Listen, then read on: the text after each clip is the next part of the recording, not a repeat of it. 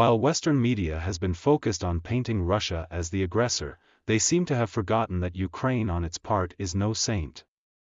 A recent report released by Amnesty International accused Ukrainian forces of committing war crimes by stationing troops and artillery in and near schools, hospitals, and residential buildings, thereby using civilians as human shields.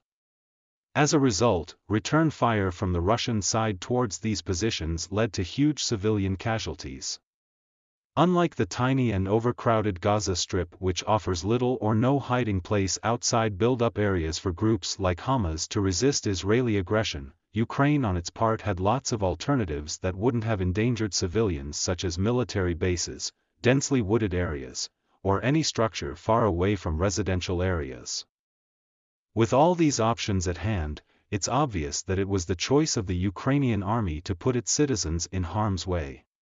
The report of Amnesty International was the first time a human rights organization scrutinized the behavior of Ukrainian soldiers, but due to mounting pressure, Amnesty made a statement last week apologizing for the distress and anger caused by its report.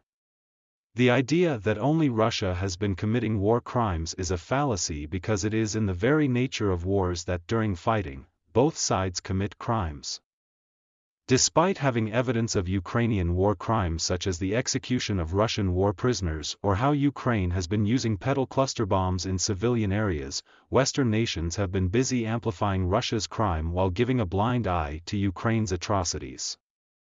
Such behavior will only encourage Ukrainian soldiers to commit more war crimes, not only against Russian soldiers but also against a large number of Ukrainians who are not loyal to the Kiev regime. It's important to recall that before the Russian invasion, Zelensky has been viciously exterminating Ukrainians in the Donbass region who are of Russian origin, but such crimes were never amplified by Western media. The aim of this video is not to support Russia or criticize Ukraine.